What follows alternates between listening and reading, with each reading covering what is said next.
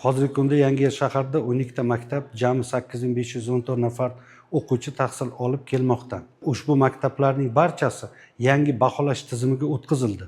Bu esa o'tgan o'quv yilida 5 nafarni tashkil etilgan edi. Yangiyer shahardagi maktablarning barchasi hozirgi kunda onlayn qabul qilish, ya'ni maktabga qabul qilish, maktabdan maktabga ko'chirish jarayonlari amalga oshirilib kelmoqda.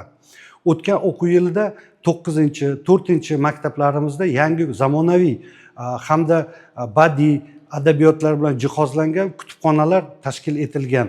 2 maktabimizda laboratoriya jihozlari yetkazildi, jumladan ximiya, fizika, biologiya ko'rgazmali qurollar bilan ta'minlandi. 4-5 maktablarimizda sun'iy sport maydonchalar faoliyat olib bormoqda. Yangi o'quv yilida barcha maktablarimiz yagona formaga o'tkazildi.